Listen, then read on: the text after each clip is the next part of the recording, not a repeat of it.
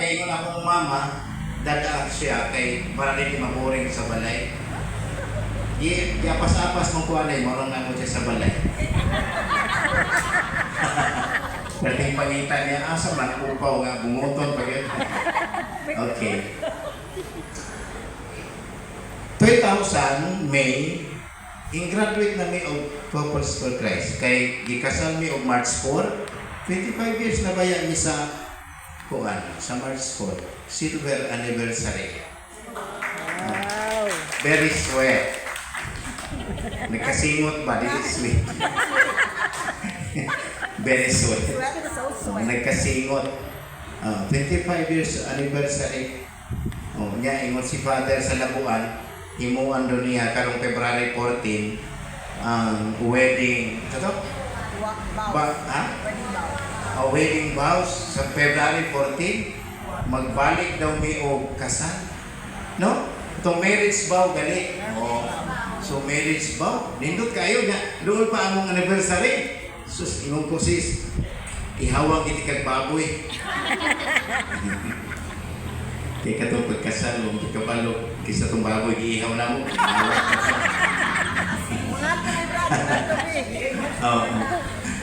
So after ang istorya sa kuha, para malinaw ta. Ayaw, Brad, mamalimit-limit kumigo na oras. Di pa na natin makuha yun. About aning house of leaders.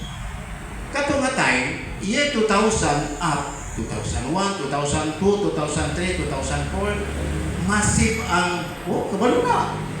Buhay pa na. Buhay pa yan. Yung silingan ko rin. Massive kayo ang evangelization. Year 2000, the great adventure. Pagkadaghan. Por eso, agad ang in-graduate me of May. In-graduate me of May. Top 1 na yun after a week. Nada yung top 1 sa lain. Di ba pag-graduate ato September? Household leader naman ko dahil.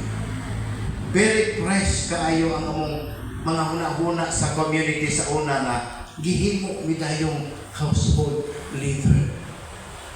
Pagkalisod sa trabaho sa household leader. Mo nang nangutana ko ninyo kung gusto ba mo mag-household leader. Brad Ming, kitang-kita sa mata mo na yes sila. Wala na problema si Brad Ming. No. Sa household leader history, daghang Ming na-encounter nga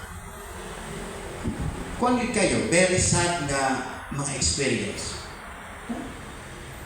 Pag household leader na ako dito sa Sinubong, gi-member na mo, gi-invite na mo, gi-evangelize na mo, ang nagpatay sa among papa. Ang gatigbas. Hingawas naman sa prisuhan kay 10 to 12 years lang man. Ang iyahang sentensya, hingawas na. 1982. Gawas na. Gi-invite, hisulod man po. Katong duha na sila diha kung magtiayon. Gi-invite man, hisulod. Kita man kung sila sa una basta mag-delegation na. Ay, grabe na ka-leksyon. Oy, daw ka leksyon na. Sa mo hanggang sa church, sa chapel na ako, dagang kay tao. So, gi-invite pagka-next, halaka. Kinsa mahimong mga DGL, discussion group leader, mo na'y mahimong household leader. Ang pag-DGL na ron, kini si Brad Tarpulano, under ni Brad Mahilay. Sao na lang ni. Kung mag-share ko nga, maghilak-hila ko kay ipatay akong papa. Ang nagpatay natin sa kukilig. Nyamingon ko to siya nga, pating sakita sa pundugan, kaya napriso ko, ang nagpapriso ko na niya. Grabe kayo mga experience. Then, namin mga members during sa dagan, sa panahon, ang mga members kasi sa una, sabi ba kita, kaya nadi atong komunidad, sine, katabla sila, luko-luko kayo, kaya ba mga workshop, mga alumbre ka niya, kaya namurya man, June Waras. Kaya ang trabaho ato, buntag pa, magwaras na. Mga silingap, sulong-sundang, mahubog to sugat mo sa dalan, basod kay di ka mudagan. Iyato siya ka, na-member na namo. Kaya gi-invite man. Karon kay pag-abot sa House of Leaders, under na po ni Brad Freddy Mahinay ang waras. Isubi ko ato.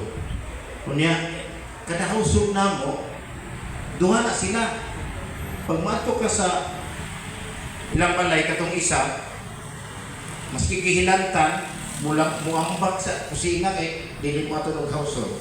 Kato pong isa, kada atin ng household, hubog. Hubog. Nya, disturbo kayo, mag-praise and worship mo, magsige, disturbo. No, paunsa man magsulit ang inyong household kung wala kay pasensya. No, mo ito yung ni Brad Len ganina, dapat household leader ka, pasensyoso kayo ka. Taas ang imuhang entendimiento kay, magdala ka garuti, sige, liho ka kung niya. Anong naon ni mo, di ba? So, kung sa akong gibuhat, di na ako si sis, ang asawa, sis. Kaya di man po gusto i-absent ang ilang household sa balay. Active lagi, no? Active. Binbing mo kan antes and focus for life. Ingon ko sis, 9 man ang mass, 9 to 10